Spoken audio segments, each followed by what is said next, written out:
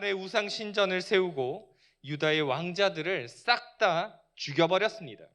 그러니까 왕족의 씨가 마르게 했다라는 거죠. 역대하 22장 11절에서 12절의 내용을 보면 이런 내용들이 등장하고 있습니다.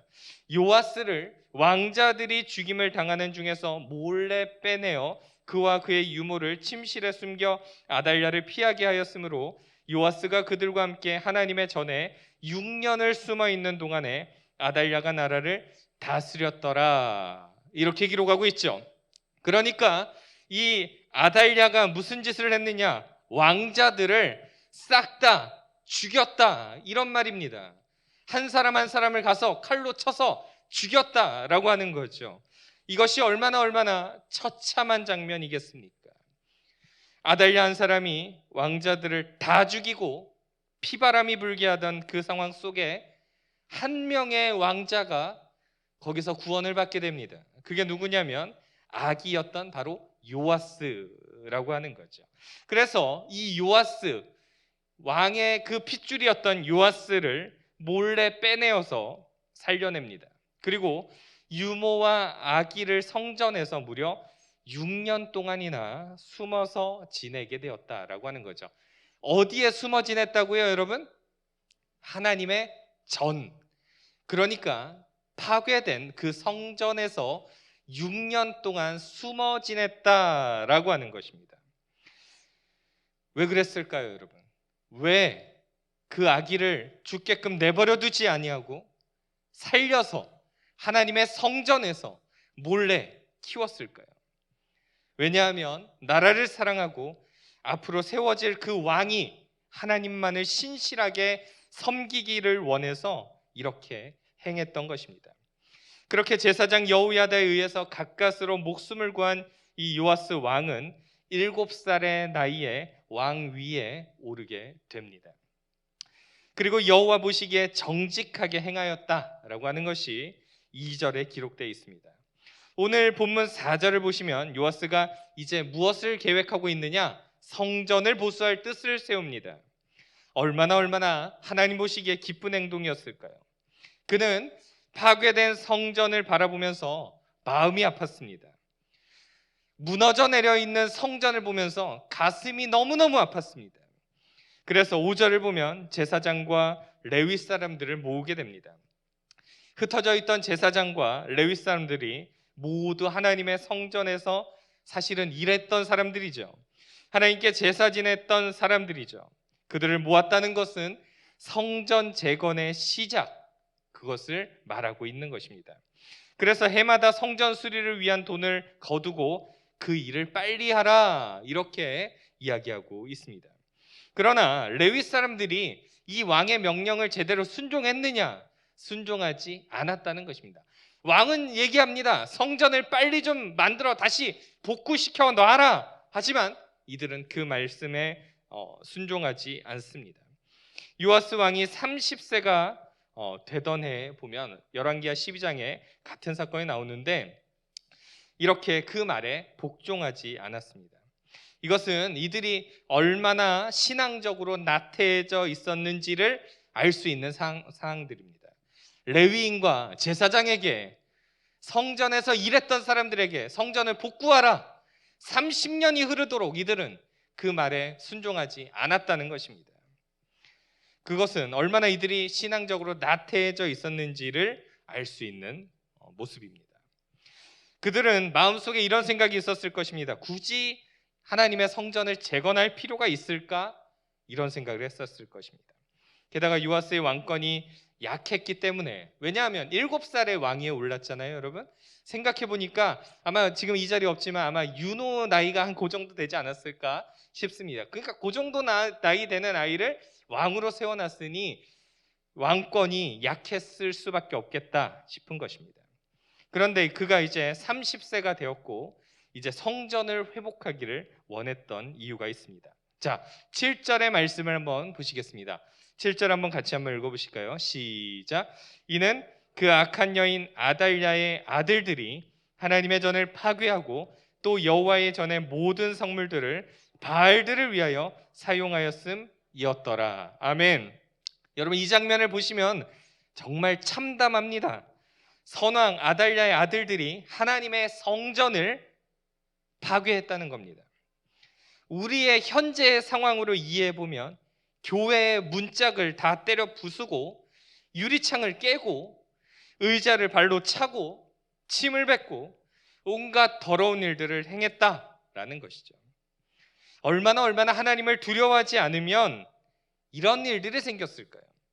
게다가 성전 안에 있는 모든 성물들을 우상이었던 바알 그 신에게 사용하였다. 그 우상신에게 제사 지낼 때 사용하였다라는 것입니다.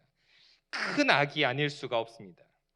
이것도 지금 현재 상황으로 이해해 보자면 이런 강대상이든지 의자든지 마이크든지 스피커든지 악기 등등 교회에 쓰이는 모든 물건들을 우상신에게 제사 지내기 위해서 그것들을 활용했다, 이렇게 보실 수가 있겠습니다. 그러니까 한마디로 종교적인 암흑기였다라고 하는 거죠. 이와 같이 종교적으로 처참한 상황을 보았고 그는 성전을 온전히 수리하기로 마음을 먹었습니다.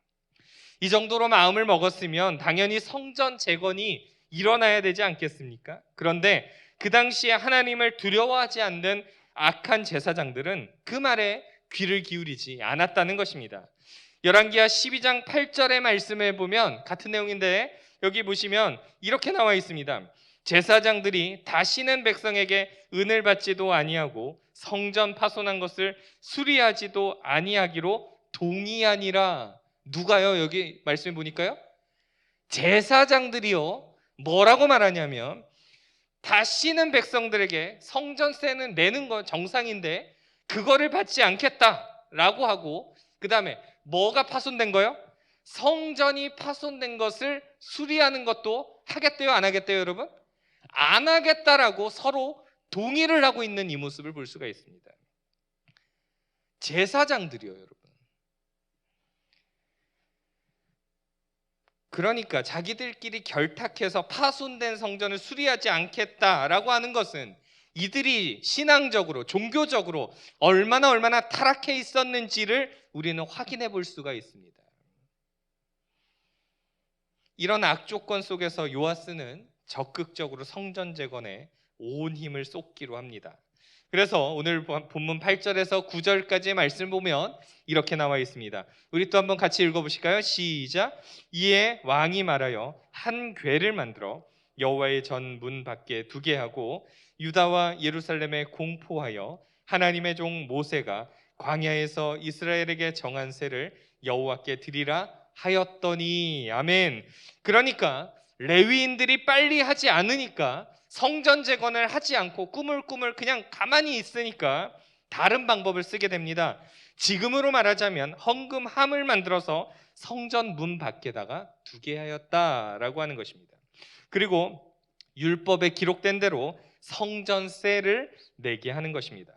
율법에는 20세 이상 성인 남자가 1년에 의무적으로 은 반세계를 납부해야 됐습니다.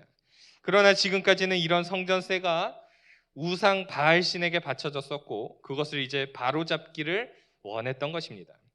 이렇게 될 때 백성들의 반응이 어떠했을까요? 10절을 보면 이런 내용이 등장하고 있습니다.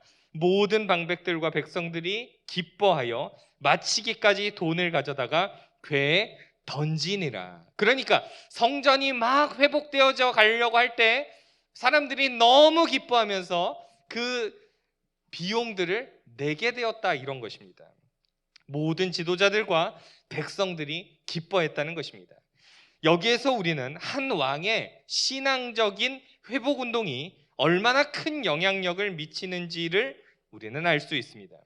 모든 백성들은 성전의 회복을 갈망했고 그 돈을 내기를 아까워하지 않고 기뻐했다라는 것입니다. 11절을 보면 돈이 많이 들어있는 궤를 보면 레위 사람들이 그것을 메고 왕의 관리들에게 가져갑니다. 그러면 서기관과 대제사장에게 속한 관원들이 그 궤를 쏟아놓고 다시 원래 위치에 가져다 두는데 돈을 아주 많이 거두었다라고 말합니다. 그렇게 많은 돈을 가지고 신실하고 또 정직하게 성전 수리를 하기 시작합니다. 이제 본격적으로 성전 수리를 시작하게 되는데 12절에서 13절까지 내용을 보면 이렇게 등장하고 있습니다. 우리 또 한번 같이 읽어보실까요? 시작. 왕과 여호야다가 그 돈을 여호와의 전 감독자에게 주어 석수와 목수를 고용하여 여호와의 전을 보수하며 또 철공과 노쇠공을 고용하여 여호와의 전을 수리하게 하였더니 기술자들이 맡아서 수리하는 공사가 점점 진척되므로 하나님의 전을 이전 모양대로 견고하게 하니라. 아멘. 석수와 목수를 고용하여서 성전을 보수하게 합니다. 또한 철공과 노쇠공을 고용하여서 여호와의 성전을 수리하게 하였다라는 것입니다. 그렇게 점점 진척되어 점점 이전의 견고한 모양대로 만들어졌다라고 기록하고 있습니다. 저기에 나와 있는 하나님의 전을 이전의 모양대로 견고하게 하니라, 이것을 기억해 주십시오, 여러분. 왜냐하면 이렇게 성전이 재건되기까지 30년 이상의 세월이 걸렸다라는 것을 여러분 기억해 주셔야 됩니다. 그러니까 그 선왕이 망쳐놓은 성전이 다시 재건되기까지 30여 년의 세월이 흘렀고 그 가운데 저렇게 견고하게 완성이 되었다라고 하는 것은 이 한 사람의 영향력이 이렇게 놀라운 일들을 만들어냈다, 이것을 기억하셔야 되는 것입니다. 선왕이었던 아달랴 6년의 통치 동안 형편없이 훼손된 성전을 사실은 그 누구도 보수하려고 시도하지도 않았습니다.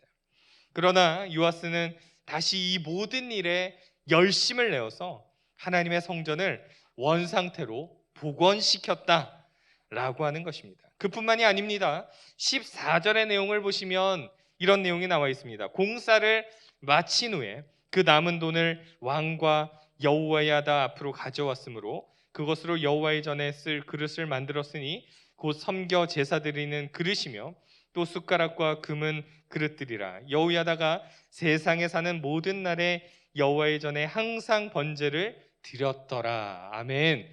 이렇게 기록하고 있습니다. 공사를 마치고 나서도 굉장히 많은 돈이 그 가운데 남았다라는 것입니다. 그래서 이것을 자기 주머니에다 넣지 않고 다시 성전에 쓸 그릇들, 기구들을 만들었던 것입니다. 제사를 지나기 위해서 필요한 그릇과 숟가락을 만들었다라고 하는 것입니다. 그리고 여기에 마지막 즈음에 굉장히 중요한 말씀이 있어서 저렇게 색깔을 표시해놨습니다. 제사장 여호야다는 죽기 직전까지 무엇을 했느냐? 성전에서 항상 번제를 드렸다, 이렇게 기록합니다. 종교적인 암흑기였고 하나님을 멸시했고 성전이 파괴되었던 가장 최악의 상황에서 이들은 무슨 일을 했느냐? 성전을 복구했을 뿐만 아니라 하나님 앞에 하나님이 기뻐하시는 번제를 그 여호야다가 죽기 직전까지 하나님 앞에 제사를 지냈다, 이렇게 기록하고 있습니다. 7살에 왕위에 올랐던 요시야에게 여호야다는 신앙적 그리고 정신적 지주였다라는 것을 기억하여야 됩니다. 그로 인해서 나라는 하나님을 온전히 신뢰하는 믿음의 반석 위에 서 있었다라고 하는 것이죠. 여러분 잘 떠올려 보시면 이 왕이, 요시야 왕이 이 6년의 세월들 동안에 성전에서 숨어 지내면서 어떤 일들을 했을까요? 제사장이 신앙교육을 하지 않았겠습니까? 여호야다가 신앙교육을 하지 않았겠습니까? 그렇게 대제사장 여호야다의 죽음과 그에 대한 평가에 대하여서 15절과 16절은 이렇게 기록하고 있습니다. 여호야다가 나이가 많고 늙어서 죽으니 죽을 때 130세라. 무리가 다윗성 여러 왕의 묘실 중에 장사였으니 이는 그가 이스라엘과 하나님과 그의 성전에 대하여 선을 행하였음이더라. 아멘. 여러분, 이 제사장 여호야다는 130살까지 장수하였고 또 죽어서 어디에 묻히게 됐느냐? 다윗성 여러 왕의 묘실에 장사 지내게 됩니다. 그런데 여러분 잘 떠올려 보시면 다윗성 여러 왕의 묘실은 누가 들어갈 수 있죠, 여러분? 그러니까 어떤 인물들이 죽으면 가는 거죠? 왕이 죽어야 가는 곳이죠. 그런데 이 사람은 왕이 아닙니다. 제사장이었습니다. 그런데 이 제사장이 죽고 나서 다윗 왕 여러 왕의 묘실에 장사되었다라고 하는 것은 그가 얼마나 하나님 앞에서 신실하게 살려고 했는지를 우리는 엿볼 수 있는 장면입니다. 우리가 조금 더 살펴보면 선왕이었던 아달랴는 왕궁에서 칼로 죽임을 당합니다. 하나님을 멸시했던 아달랴의 결말은 너무나도 비참하게 끝났을 뿐만 아니라 저 왕궁 그 왕의 묘실에 묻히지도 못하게 됩니다. 그런데 이 제사장 여호야다는 저 묘실에 묻히게 되었다라고 하는 것입니다.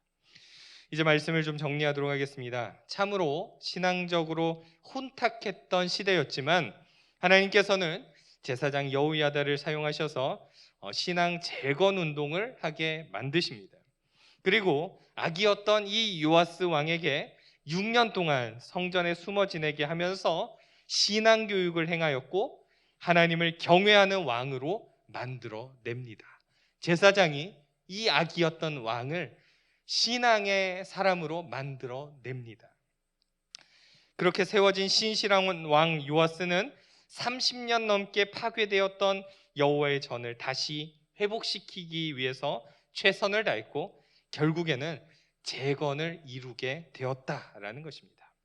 하나님이 이 모습을 바라보면서 얼마나 기뻐하셨을까요? 이 땅에 살아가며 우리가 해야 할 일이 뭐냐? 요아스 왕처럼 한 사람의 변화된 그리스도인이 되어야 될 줄로 믿습니다.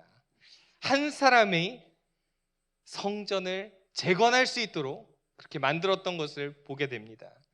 세상이 모두 다 아니라고 말할 때에도 하나님이 맞다라고 하시면 그 길을 따라 행해야 될 줄로 믿습니다. 구별된 그리스도인으로 세상을 바꾸는 그리스도인이 되어야 한다라고 하는 거죠.